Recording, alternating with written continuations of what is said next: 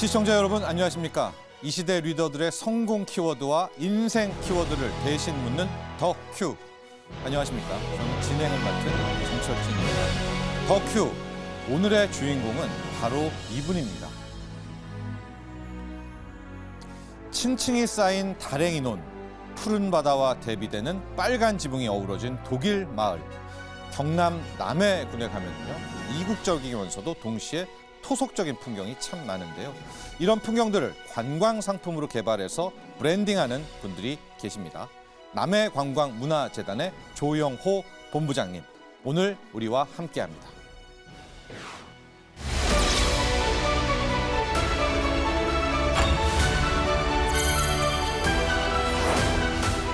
가장 선호도가 높은 데가 일단 독일 마을, 그다음에 다랭이 논 좋아하시고, 그다음에 저희 바래길.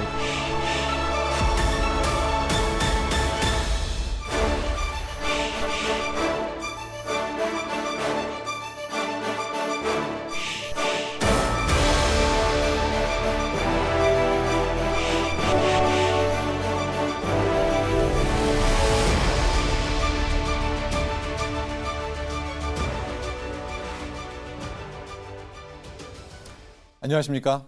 네. 자, 우리 조영호 남해관광문화재단 본부장님과 오늘 더큐 함께하게 될 것 같은데요. 자, 먼저 우리가 떠오르는 것이 남해관광문화재단, 이게 남해 전체를 아우르는 건가? 동해, 서해인가? 남해관광문화재단에 먼저 소개 부탁드립니다.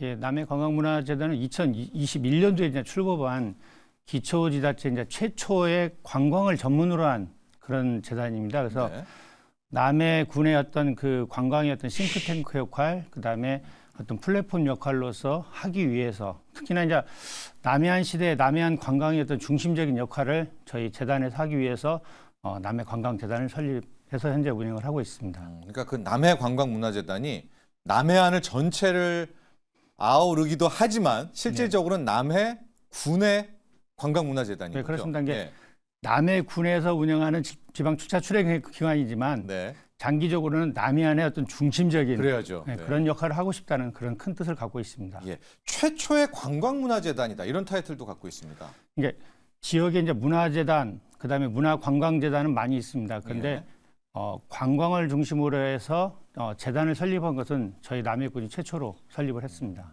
자, 먼저 이제 우리가 하나씩 남해군에 있는 관광 명소도 소개를 이따가 하게 될 텐데, 그래도 첫 우리가 시작을 하게 되니까 약간 맛배기로 한 군데만 먼저 딱 추천해 주시고 간다면요? 일단 가장 선호도가 높은 데가 일단 독일 마을 1번입니다. 그다음에 두 번째로 선다면 정말 그 오래되고 정말 남해를 사랑하신 분들한테는 금산 보리암 좋아하시고요. 그다음에 다랭이 논 좋아하시고, 그다음에 최근에 이제 영화 그 노량이 상영되면서 저희 그 이순신 순국공원부터 시작해서 뭐 일악사라든가 충렬사, 이순신 장군이 볼 수 있는 그런 공간이 있고, 그다음에 힐링으로 해서 이제 편백 자연 휴양림, 그다음에 저희 바래길, 그다음에 서미정원, 이렇게 그 다양한 어떤 힐링할 수 있는 그런 공간들도 있고요. 그다음에 이제 바다와 해변을 볼 수 있는 공간이 있습니다. 그래서 남해가 바다와 해변을 볼 수 있는 데가 2022년도에 가장 그 우리나라 전국에서 가장 가보고 싶은 곳에 뽑혔거든요. 그래요? 남해군에? 그렇습니다. 그리고 작년도 같은 경우는 이제 바다를 여름에 가장 가기 좋은 곳이 이제 전국 9위에 남해가 선정이 되었죠. 그래서 바다와 해변은 상주 은모래 비치부터 시작을 해가지고 뭐 갯벌도 있고, 저희가 몽돌해변도 있고, 그래서 바다, 해변, 다양한 산도 즐길 수 있는, 그러니까 봄에는 봄꽃을 보고, 여름에는 바다를 보고, 가을에는 산을 보고요. 그다음 겨울에는 사람을 볼 수 있는 곳, 그 남해입니다. 봄, 여름, 가을, 겨울 계절마다 한 번씩 남해군에 가야 되겠어요. 그럼요. 그래야지 사계절 관광지가 됩니다. 오늘 벌써부터 제가 마음이 좀 설렙니다. 관광지 소개도 일단 많이 할 것 같은데 저희가 이야기를 좀 일목요연하기 위해서 몇 가지 키워드를 뽑아봤거든요. 하나씩 한 번씩 나온 키워드들을 좀 볼까요? DMO라는 단어도 들어오고요. 마라톤, 그리고 앞서 가장 먼저 말씀하셨던 게 독일 마을도 나옵니다. 바래길, 가맥, 다 궁금증이 있는 키워드이기는 한데 뭐부터 시작을 해볼까요?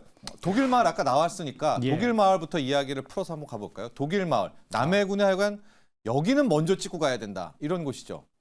일단 그 이국적인 풍경, 그다음에 한국에서 볼 수 있는 유럽의 어떤 풍경, 네. 남해 오면은 그런 유럽적인 풍경이 있거든요. 그런 것을 가장 접할 수 있는 곳이 이제 독일 마을이죠. 네. 예. 그리고 이제 1960년대 이제 그 경제 발전의 어떤 주역이 됐던 영화 이제 국제 시장의 어떤 네. 모델이 됐던 파독 광부나 이제 간호사 그분들의 어떤 이야기가 담긴 곳, 그분들이 정착한 곳, 그게 이제 독일 마을입니다. 독일 마을. 그 삼동면이라고 하는 그 물건 항을 마주보고 있는데요. 예. 굉장히 아름다운 곳이고 그 바다와 함께 그 이국적인 풍경이 많은 사람들이 찾게 되는. 그래서 진짜 독일에 온 것 같은 그런 느낌을 준 것이 이제 독일 마을이죠. 아, 그러니까 컨셉은 독일의 한 마을을 예, 이렇게 맞습니다. 해놨는데 예. 거기에는 우리 파독 광부들의 이야기 좀 그때를 좀 같이 의미를 담은 그런 컨셉이에요. 예, 그렇죠. 예? 그래서 그 공간이 이제 파독 전시관이라고 해서 그분들의 살아있을 때의 모습, 그다음에 생활했던 모습들이 다 담겨져 있죠. 예. 그런 공간도 볼 수가 있고, 그다음에 그 시절에 그 건축자들은 대부분 다 독일에서 다 가져온 거거든요. 그렇기 예. 때문에 독일의 어떤 독일식의 어떤 건축 양식도 볼 수가 있고, 예. 그다음에 문화도 볼 수가 있습니다. 그리고 독일 마을 맥주 축제를 하면서 거기던 독일식의 어떤 맥주, 소세지 그런 음식도 맛볼 수가 있고요. 예. 그런 것이 이제 독일 마을이죠.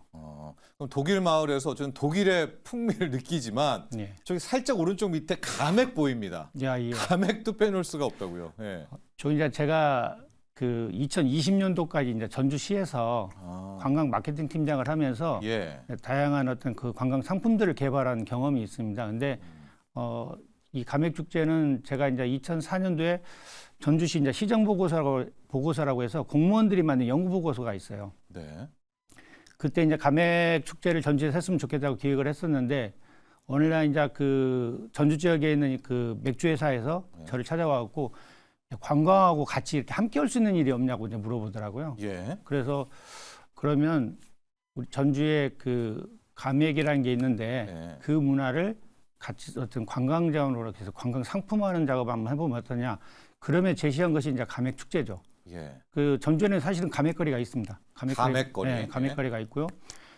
그 거리가 1980년도부터 조성이 되어 있었으니까요. 네. 뭐 공무원, 뭐 기자, 그다음에 그 일반 시민들도 굉장히 좋아하는 곳이거든요. 네. 그래서 그런 공간에서 만든 축제. 그래서 지역민들이 좋아하고 지역민들이 밀착된 어떤 생활 자원을 끄집어냈던 생활형 관광 축제라고 보면 되겠습니다.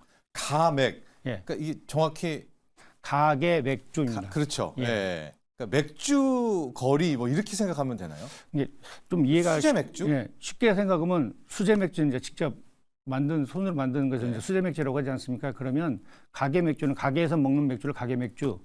옛날에는 뭐라고 했냐면 전빵 맥주라는 게 있었습니다. 전빵, 상점. 네. 이럴 때 이제 그 끝자를 따가지고 그 전빵에서 먹는 맥주를 전빵 맥주라고 하는데 예. 이 전빵 맥주는 조리가 소위 말해서 안 되는 안주를 먹는 것이 전빵 맥주입니다. 예를 들면 이만한 봉지에다가 그 땅콩, 멸치 이렇게 따서 이렇게 맥주 드셔본 분 혹시 기억하시면 그게 이제 전빵 맥주. 근데 지금 가게 맥주는 조리가 됩니다. 그래서 계란말이도 만들고 그다음에 황태구이도 하고 연탄불로 해서 이제 황태도 굽고 그러는데 이게 이제 조리되어서 나오기 시작한 게 이제 가게 맥주인 거죠. 그래서 일반 음식 허가를 받아야 됩니다.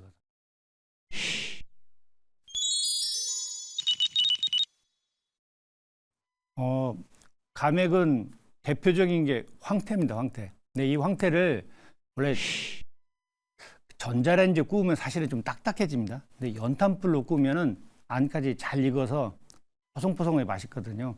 그래서 황태를 저는 적극 추천하고요. 그 다음에 이제 요즘은 이제 오징어값이 많이 비싸졌으니까요. 근데 갑오징어라든가 그 다음에 계란말이, 파골뱅이 이런 안주들이 있어요. 근데 전주 가맥의 특징은 소스가 있습니다. 소스.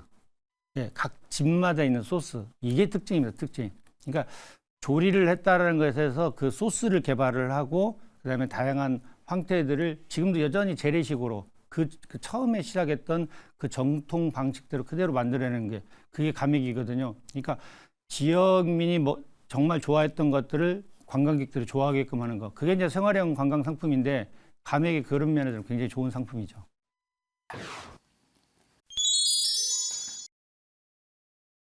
그러니까 독일 마을에서 이제 독일 맥주 축제를 예. 또 해마다 하고 기획을 있습니다. 하고 계시고요. 예. 거의 매년 그 저희가 이제 한 3일 정도 축제를 하는데요. 예. 거기에 이제 한 6만 명 정도가 찾습니다. 그러니까 평균 2만에서 2만 5천 명 정도가 찾고 있어요. 그래서 정말 그 지역에서 잘 브랜딩된 축제라고 생각이 들고요.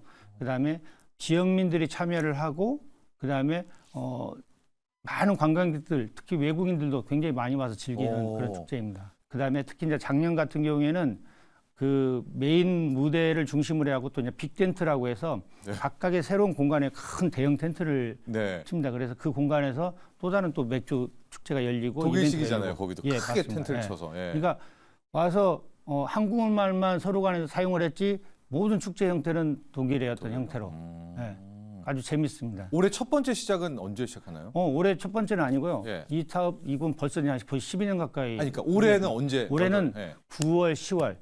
보통 이제 옥토버 페스트라고 해서 그냥 이게 가을에 주로 중심으로 열립니다. 그래서 가을 축제라고 생각하시면 될 것 같고요. 가을 축제. 추석을 전후로 해서 열립니다.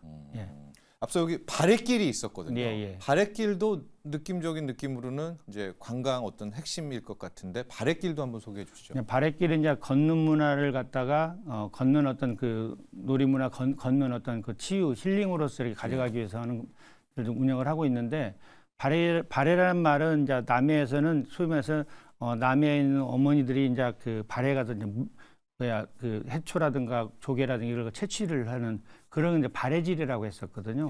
이제 그래서 그런 가던 길을 가는 길을 갖다가 바래길이라고 해서 이제 걷는 길로 만든 거죠. 전체 한 240km를 전체 저 남해 전 구간을 만들었습니다. 그래서 전체를 걸을 수가 있고 걷는 길마다 이제 다양한 이야기들이 있고요. 거기에는 또 바래길 지킴이부터 많은 분들이 이제 활동하면서 내륙 지역에서는 가장 잘 운영되고 있는 특히나 이제 남파랑길, 남해안을 전체로 걸을 수 있는 그 남파랑길의 중심에 이제 남해안 저희 그 바래길이 있는 거죠. 그래서 이제 걷는 길이라고 생각하시면 되겠습니다. 걷고 싶다 그러면 이제 남해군에 와서 바래길을 딱 출발하면 하여간 전체를 걸어서 다 돌아가게 설계되어 있는. 보통 평균 짧으면 1박 2일부터 2박 3일, 길게는 일주일가량 체류하면서 걷는 분들도 많이 계십니다. 조영호 본부장님, 그런데 이제 이런 것도 한번 여쭙고 싶어요. 보통 우리가 남해군으로 관광을 가자, 뭐 여행을 가자 하면 적어도 이틀은 있어야 되지 않아? 3일은 있어야 되지 않아? 그렇죠. 그러니까 이제 수도권에서 출발한다고 하면 이제 교통의 문제가 늘 좀 걸리거든요. 그러니까 그런 점들도 좀 일종의 약점이 될 수도 있거든요. 여기에 대한 고민도 많이 해보셨을 것 같아요. 맞습니다. 저희들이 이제 그 2031년도 되면은 남해하고 여수하고 이제 해저 터널이 뚫리거든요. 아, 그래요? 올해부터 지금 본격적으로 지금 시작을 했는데 해저 터널이 뚫리면은 여수하고 남해의 거리가 한 15분 정도면 거리가 가깝습니다. 해저 터널로. 그러니까 남해에서 입장에서 보면은 여수 공항이 생기고 여수역이 여수 엑소표역이 이제 남해와 가까워지는 거죠. 그렇게 되면 이제 전라선을 타고 남해를 가장 접근할 수가 있고요. 여수로 와서 여수에서 해저 터널로. 그렇습니다. 그리고 남해하고 사천하고도 이제 한 30-40분 거리에 있는데 사천에 또 거기에 공항이 있습니다. 사천공항. 국내선이지만 김포공항을 통해서 사천공항으로 또 접근할 수가 있고요. 그다음에 진주역을 통해서 들어올 수가 있습니다. 또 순천역을 통해서 KTX 들어올 수가 있는데 그런 이제 대중교통이 있는 방면에 이제 다른 교통 루트가 좀 적다 보니까 일반적으로는 좀 접근성이 좀 떨어지지 않느냐는 지적을 받기는 해요. 그러나 다만 이제 요즘은 그 다양한 그 역과 공항에서 차량을 빌려서 임대해서 오는 그런 시스템이 잘 되어 있고요. 저희들이 이제 그러지도 못하면서 힘든 분들한테는 서울 그다음에 대구, 부산, 전주 그러니까 서울은 1박 2일이고요. 그다음에 나머지 지역은 2시간 이내의 지역들은 당일로 해서 매주 지금 현재는 이제 토요일마다 광역 시티투어 버스라는 걸 현재 운영을 하고 있습니다. 그래서 2시간 이내는 한 29,000원이면 당일에 왔다 갈 수 있는 그런 투어 버스로 현재 운영을 하고 있는데 이제 올해는 그 버스를 갖다가 주중하고 그다음에 외국인한테까지 좀 더 넓혀가지고 좀 운행해서 좀 접근성을 좀 강화시키려고 좀 노력을 하고 있습니다. 그리고 또 하나가 앞서 키워드에도 있었고 제가 이제 뉴스를 확인했을 때 DMO 사업으로 2022년 전국 1위를 했다. 근데 DMO 사업이라는 단어도 좀 낯설거든요. DMO 사업이 뭔가요? DMO제스는 아시듯이 이제 근데 DM제시가 뭐 이런 느낌인데. DMO는 네. 그 데스티네이션 마케팅 오르가니제이션이라고 해서 이 M자가 이제 마케팅일 수도 있고 매니지먼트 관리의 영역일 수도 있습니다. 네. 그래서 지역 관광 추진 조직을 말하는 것이거든요. 네. 어떻게 보면 지역 관광이 이제 플랫폼이라고 생각하시면 이해가 쉽습니다. 예. 특히는 이제 관광은 행정에서만 할 수는 없거든요. 저희들 같이 이제 재단 같이 이제 중간 조직도 있고 그다음에 그 관광 기업들, 그다음에 다양한 그 관광 관련 협의체들도 많이 있습니다. 그래서 이들이 이제 한꺼번에 뭉쳐가지고 그 좀 더 협치를 이룰 수 있는 그런 공간, 그게 이제 DMO라고 생각하시면 되겠습니다. 거기에서 관광 마케팅 같은 걸 하고 어떤 지역 브랜딩 사업들 이런 거고, 그다음에 관광지의 어떤 문제점을 좀 해결하기 위해서 또 DMO가 역할을 하기도 하고요. 예. 우리나라에 현재 21개 정도가 전국에 있습니다, 현재. 그래서 문체부하고 이제 한국관광공사하고 그다음에 지역에 있는 관광재단, 협의체, 민간협동조합들이 한꺼번에 DMO를 구성을 해서 현재 운영을 하고 있죠.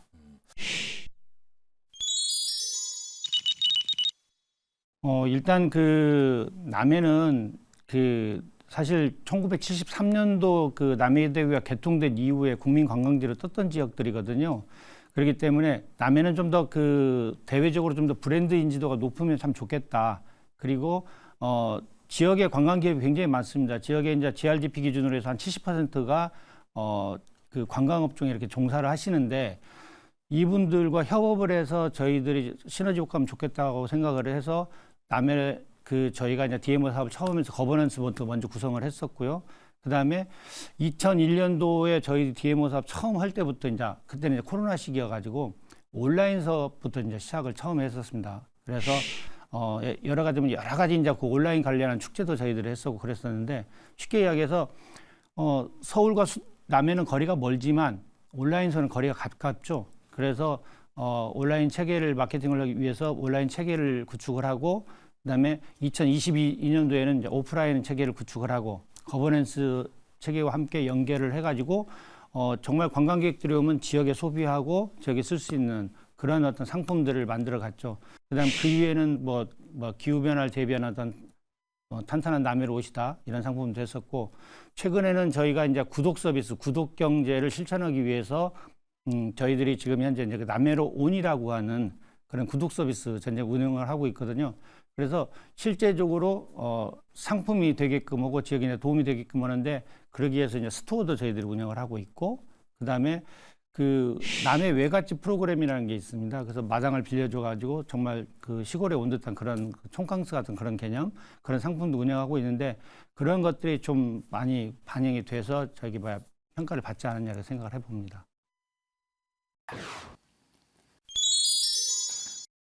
특히 남해군의 위치가 협치하기가 더 필요하고 좋은 것 같아요. 막 거기 하동도 있잖아요. 뭐 그런 데들 다 모아가지고 한번 하시죠. 그래서 저희들이 이제 작년도 했던 게 하동하고 사천하고 그 남해하고 이제 같이 협동해서 이렇게 그 상품도 한번 열차 상품도 만들어 봤었거든요. 그리고 그 예를 들자면 전라북도에 있는 뭐 익산, 고창, 경상북도에 있는 뭐 울진, 밀양 저희들하고 같이 해가지고 그 트래블마트라고 하는 같이 마켓 사업도 해봤고 그러면서 저희들이 이제 그것도 행정안전부에서 잘했다고 평가를 잘 받아가지고 저희들이 이제 특별급에서 10억 원도 받은 사례도 있었고요. 탄탄대로는 뭡니까? 탄탄대로는 탄소 제로, 탄소 중립을 외치기 위해서 하는 사업이죠. 그러니까 지금 그 이슈가 이제 기후 변화 그러지 않습니까? 기후 변화에 분명히 대응을 해야 되고 관광도 마찬가지입니다. 뭐 쓰레기를 버리고 하는 것은 절대 그게 관광은 아니니까는요. 그렇기 때문에 정말 관광객들도 지역에 와서 그 지역을 좀 더 사랑하면서 쓰레기를 버리지 않는다든가 아니면 탄소 배출을 줄여준다든가 그러기 위해서 만든 상품인 거죠.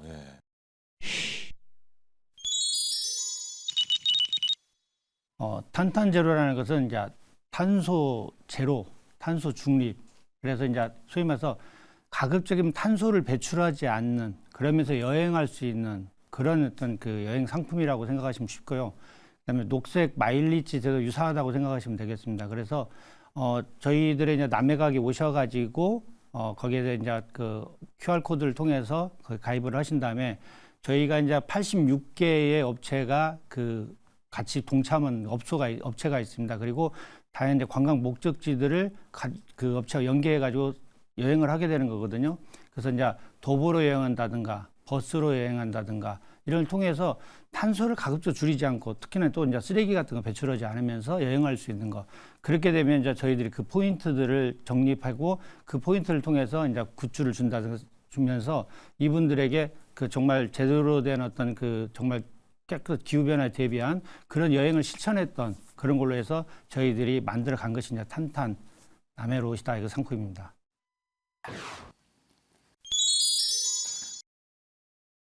본부장님 개인 이력을 보면은 이제 기자 생활을 하시다가 이쪽으로 오시게 됐고 또 마라톤에 아주 일가견이 있으시다. 기자에서 또 여기 오게 된 점도 좀 궁금하고요. 지금 마라톤은 또 어떤 계기며 지금은 또 마라톤도 엄청 잘하신다고. 사실 기자와 마라톤은 과거에 좀 이야기가 된 것 같고요. 아 그래요? 이제 오늘 제가 그 인용하다 보니까 이제 마라톤에 대해 생각하는데 사실 전주시장에 있을 때 이제 마라톤 동호회 이제 부회장도 해보기도 했고 마라톤 뭐 풀코스도 한 5번 뛰어보고 하프도 한 20번 해본 것 같습니다. 그랬는데 관광 업무를 하다 보니까 바쁘다 보니까 이게 속도가 계속 줄고 횟수가 줄더라고요. 그래서 요즘은 이제 좀 걷는다든가 좀 천천히 뛰는 그런 방법으로 운동을 하고 있고요. 기자 생활은 제가 이제 첫 직장을 이제 지역 신문에서 출발을 해가지고 IMF 때 이제 그만뒀죠. IMF 때 그만두고 그 이후에 이제 공무원 생활을 시작을 했었습니다. 그래서 마지막에는 요즘 이제 그 프로야구에 이제 어떤 그 예능으로도 야구 프로 좀 나오지 않습니까? 제가 아주 정말 좋아하는 최애 프로이기도 한데 거기에 나오는 감독님 그때 당시에 이제 감독님도 하셨던 분이었고 김성근 감독님, 김성근 감독님, 김성근 감독님 하셨고 그래서 그 보면서 옛날 생각도 좀 많이 하고 그랬습니다. 그래서 그때도 참 재밌었는데 그런 생각을 많이 합니다.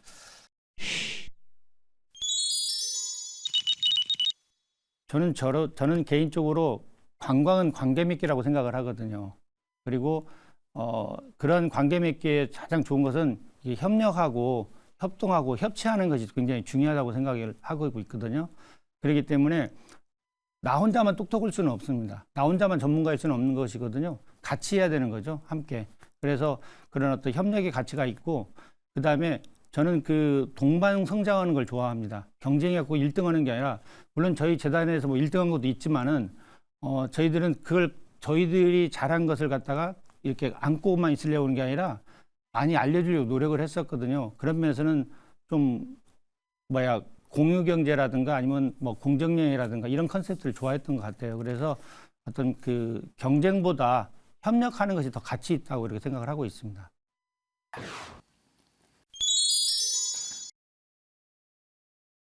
오늘 함께해 주셔서 감사합니다. 네, 고맙습니다. 자, 이 시대 리더에게 물어보는 더 큐. 오늘은요, 조영호 남해관광문화재단 본부장님과 함께했습니다. 시청자 여러분, 함께해 주셔서 감사합니다.